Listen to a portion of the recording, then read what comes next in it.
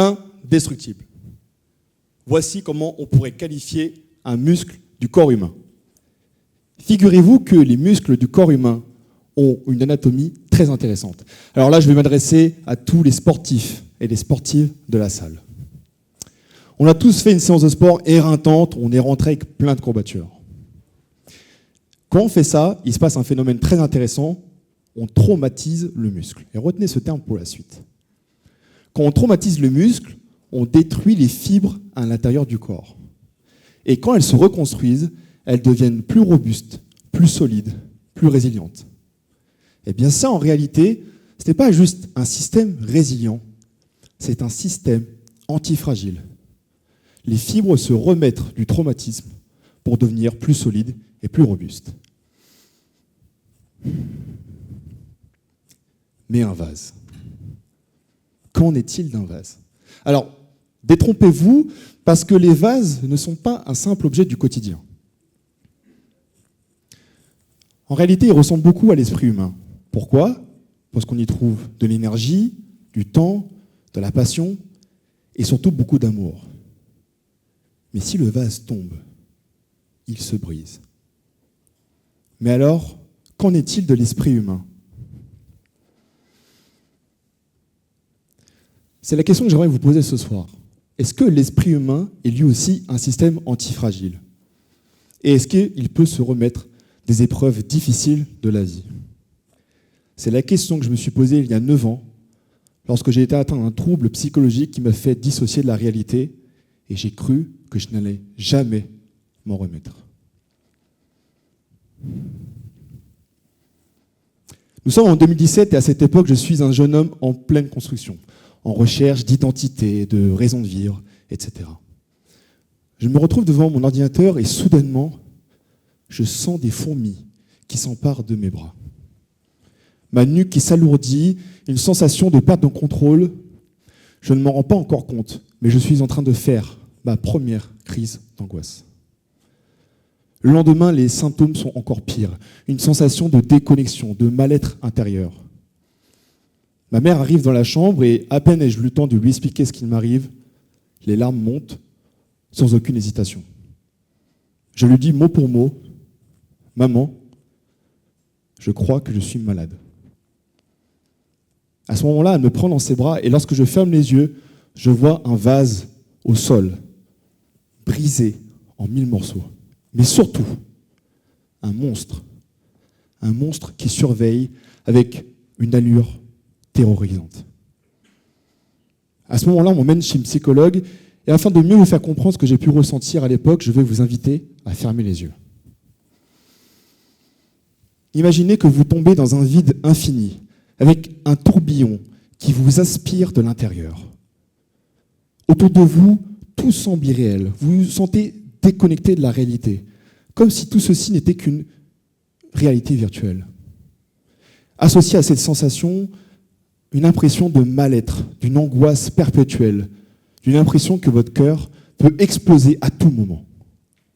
Vous pouvez rouvrir les yeux. À ce moment-là, le débat est sans appel. Je suis atteint d'un trouble de la déréalisation.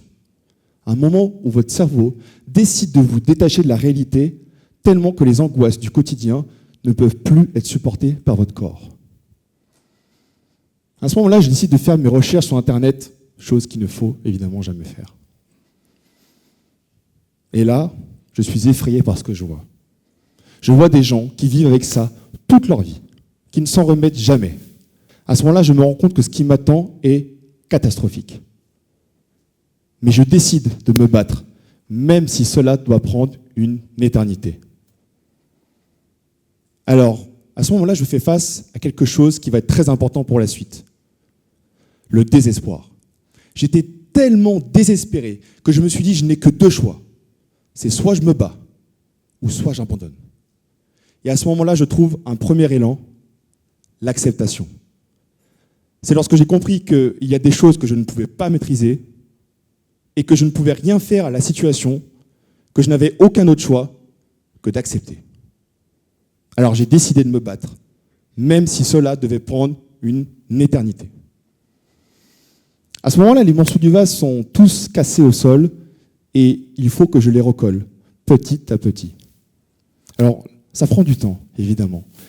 Mais je me rends compte que ce monstre se nourrit d'une seule chose, mon attention. Plus j'y pense, et plus les symptômes sont présents au quotidien.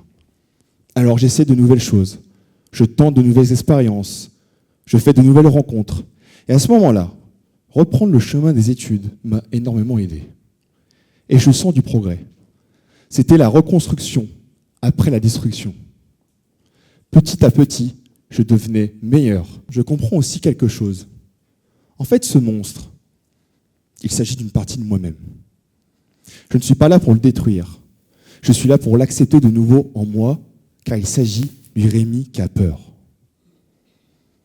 Un jour, j'arrive à une séance avec un psychologue et elle me dit « Bon, Rémi, je crois qu'on va s'arrêter là. » Je vous laisse imaginer ma réaction.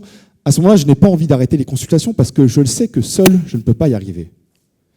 Mais elle me dit « Vous avez toutes les clés pour guérir. » Alors je commence à faire des progrès seul. Et je sens de nouveau cette sensation que je suis de nouveau connecté dans mon corps, que je sens de nouveau ces sensations de bien-être que j'avais perdues autrefois. Et je me souviens, nous sommes maintenant en 2019, et je m'en rends compte un soir, je n'y ai pas pensé depuis plus d'une semaine.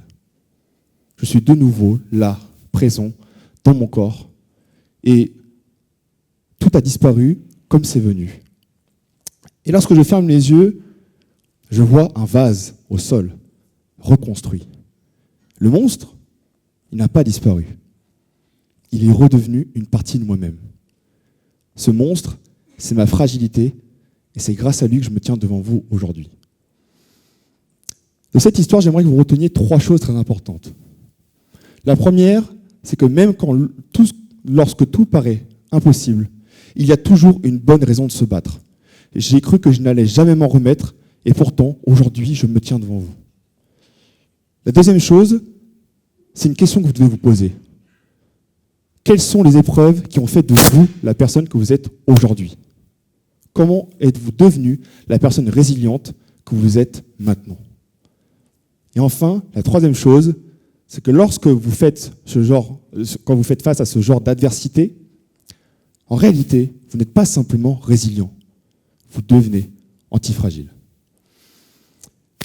Me voilà, 7 ans plus tard, devant 200 personnes, à parler de mon trouble psychologique vécu par des milliers de personnes. Un jour, ma psychologue m'a dit « Vous verrez, un jour, vous en rigolerez. » Et elle avait tort, vous pensez ? En réalité, le vase dont je vous ai parlé au début du discours, il porte un nom particulier. Il s'agit d'un vase kintsugi. C'est un procédé qui vise à reconstruire les objets qui ont été détruits en sublimant les fractures et les fissures. Ce vase, c'est une ode à l'imperfection et à l'antifragilité, car c'est à travers les fissures que passe la lumière.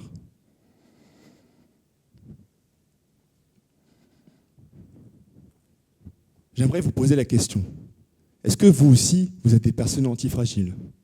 Moi, pour m'en souvenir, j'ai décidé d'écrire moi-même ma propre partition de l'antifragilité, pour qu'un jour, je puisse me souvenir, en cas de besoin, de l'épreuve que j'ai traversée. Il s'agit de mon premier tatouage, et il se situe ici. Try again. Ce qui signifie en français « essaye encore ». Nos larmes, nos chagrins sont un engrais pour l'antifragilité. Posez-vous la question. Avez-vous envie d'abandonner ou avez-vous envie de devenir antifragile ? Rappelez-vous que petit à petit, vous deviendrez meilleur, que pas à pas, vous deviendrez antifragile. Merci.